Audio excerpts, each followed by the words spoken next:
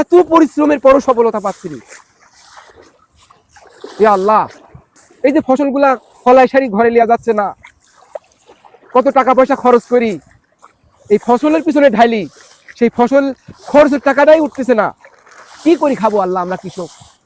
আপনি দয়া করুন, আপনি দয়ার সাগর, আপনি ইচ্ছা করলে সব কিছু করতে পারেন, আমরা ইচ্ছা করলে কিচ্ছু করতে পারিনি আল্লাহ। আসসালামু আলাইকুম দেশ এবং প্রবাস কৃষি উদ্যোক্তা ভাই ও বোনেরা, আশা করি আপনারা ভালো আছেন। আলহামদুলিল্লাহ আমি ভালো আছি। আজ শ্রাবণ মাসের 23 তারিখ, আজকে ধান কাটতেছি পানির ভিতরে, পুরা পানির ভিতরে সারাটা দিন চলে যাচ্ছে। ধান পাই কি মনে করেন যে ভরপুর হয়ে আছে, কিছু করার নাই দাদা, এখন ধান তো কাটতেই হবে। কিছু কিছু জায়গায় যেখানে ধানটা পানির সাথে শীষটা ঠিকই আছে, সেখানে অলরেডি ট্যাগ বাড়া গেছে, বুঝতে পারছেন? তো সেই জায়গাতে এই দেখেন 1 হাঁটুর উপরে পানি, সেই পানির ভিতরে মনে করেন যে ধানগুলা কাটা লাগতেছে, দেখেন কিভাবে কাটতেছে।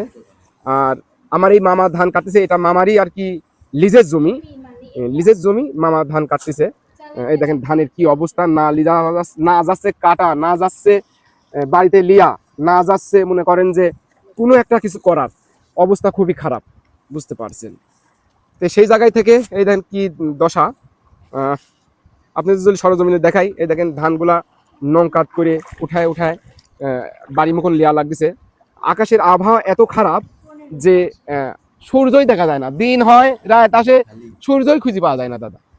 সেই জায়গায় থেকে এমন একটা অবস্থার ভিতরে আসি বর্তমান, একমাত্র আল্লাহ ছাড়া মানে এই দুঃখ কষ্ট কথা কার কাছে কব, কার কাছে কব, আর কে বুঝবি আমাদের দুঃখ কষ্টের কথা?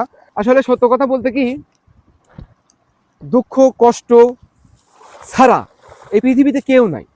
সেই জায়গাতে আমার যদ্য সম্ভব, আমরা যে কৃষি কাজ করে খাই, আমাদের মতন মনে হয় দুঃখের মানুষ এই পৃথিবীতে নাই। যে যে সেকশনে কাজ করতেছে হয়তো বা তার সেই সেকশনেই দুঃখ কষ্ট বাড়তি। তো সেই জায়গায় থেকে দেখেন আজ ধান ঠিকই পাকিছে, ধানগুলা কাটা হচ্ছে, কিন্তু ঘর বাড়িতে লিয়া হচ্ছে না। কি একটা অবস্থা মনে করেন যে চলতেছে।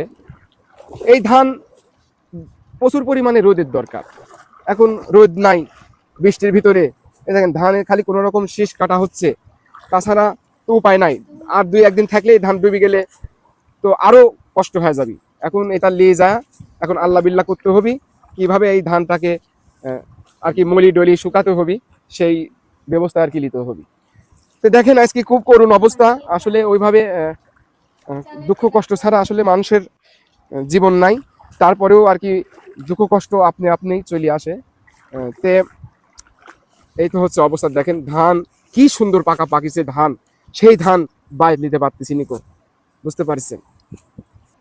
আজকে আমার মামারই ধান কাটতে আইছি, মামার এটা সম্পূর্ণই আর কি লিজের জমি। তো এই মামার সাথে একটু কথা বলবো, মামার ধানের বিষয় নিয়ে একটু কথা বলবো। মামা এই ধানের জমিটা লিজ লিয়া কিরকম লাভবান হইলি, সেই বিষয়ে একটু কথা বলবো। আসসালামু আলাইকুম মামা। ওয়ালাইকুম আসসালাম ওয়া রাহমাতুল্লাহ। মামা কেমন আছেন? আলহামদুলিল্লাহ।